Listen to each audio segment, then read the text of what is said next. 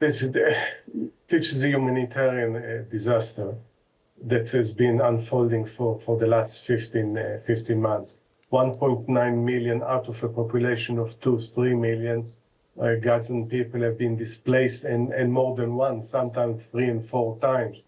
Many of their houses have been destroyed. So the infrastructure of Gaza has been severely damaged. Hospitals, schools, the economic activity. So we are only in the beginning, as you mentioned. It's the second week of this ceasefire it holds, and we just see the first positive signs. First, it is the exchange of hostages for prisoners. The guns went silent, and now at last people can go back, as you not to their houses, because many of them have been destroyed, but to the places, and hopefully with more humanitarian aid entering to Gaza, starting rebuilding and reconstructing it. Yes, and as these residents return, Israeli troops and IDF, they are there to sort of maintain order and the movement of people. But can you tell us what degree of control does Israel have generally over Gaza now? The IDF still has the control of Gaza, mainly. But the most dangerous times are the ones that moving from one situation, one phase to another, and this creates also the dangers of clashes, of friction with a very angry, naturally angry local population.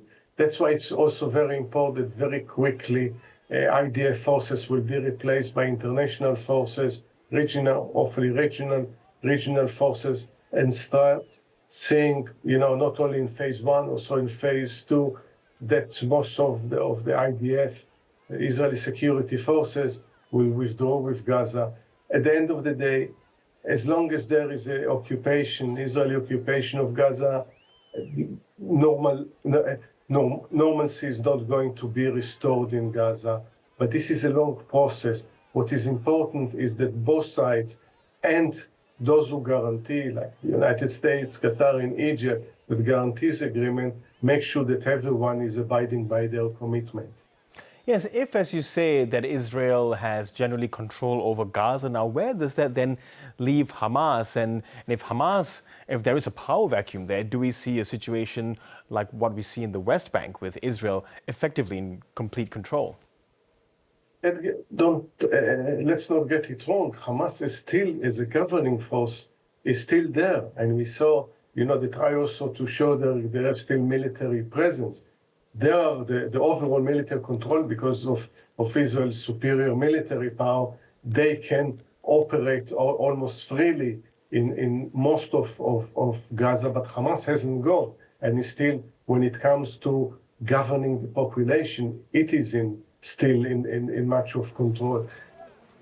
Part of the negotiation is to create a transition which eventually will see one governing body oversees both the West Bank and Gaza, and in my mind it should be a reformed PA. But for now, Israel objects Hamas, but it doesn't want the PA either. So then the question should be posed to Israel: who they think should be in control in Gaza? Because at the end of the day, it has to be a Palestinian one.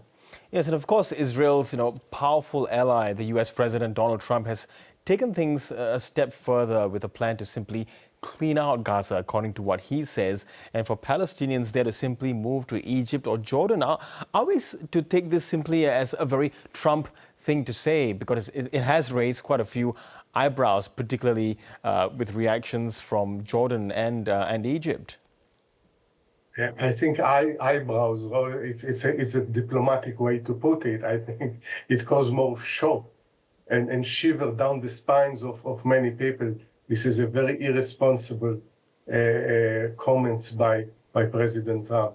This is not a building site. This is where 2.3 million people, most of them refugees, live. This is their home.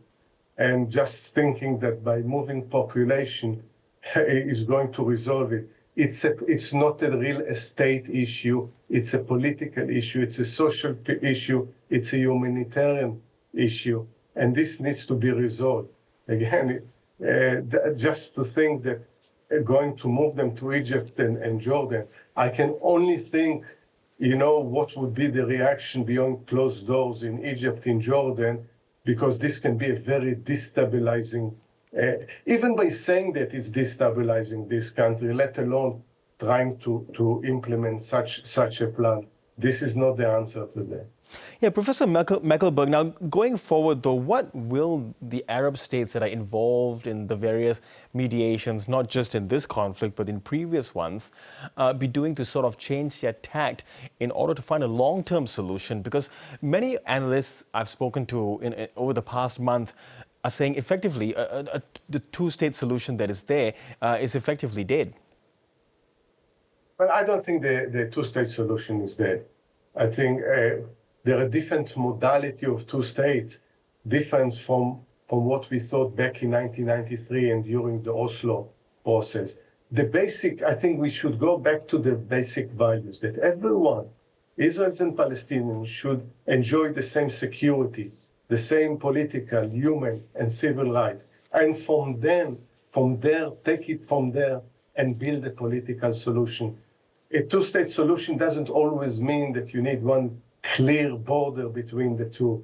There is, for instance, a modality of confederation, Israeli-Palestinian confederation, which is a bit more nuanced and in my mind can be implemented. The most important thing is to learn the lessons of October 7 and the 15 months that followed, that not allowing conflicts to fester without solution, not believing that status quo can prevail, and not allowing or looking into the root causes of a conflict and deal with all of them at the same time in a way that is satisfactory for all sides, with respecting the rights of each side, and then we stand a chance. And I think, going back to what you said, what's the role of the region, of Arab states, it's exactly the role. I think it says to have any solution has to have a regional flavor, strong regional flavor of involvement by the region. Who holds the more favorable cards here, Professor? I mean, it seems to me it is Israel and the US that have all the cards in the moment, and then the solution that you are talking about really requires political will in Israel and the US. So is that how you see it as well? I think there is many things need to change. There is no doubt about it. I don't think there is an Israeli government right now that wants peace, or capable even if it wants. But definitely this is not the case. We see contradictory statement coming from Washington. On the one hand, there is a president say that he can make peace very quickly, but says all the things and appointing all the people that will achieve exactly the opposite. And you need also reform of the Palestinian Authority. You need election. You need at the same time to unite the Palestinian political system, and you need a region that is constantly involved and engaged and not allowing the conflict to fester. There is a lot of things that need to be done, but let's remind ourselves, we're just in the second week after a very long and bloody and destructive war. There is a ceasefire or truce for now. We need to think, most importantly, how we move to the second phase and then the third phase of reconstruction of Gaza, while building the plans for the future. Okay, Professor Yossi Mekelberg, always appreciate your thoughts on this, and thank you so much. Thank you.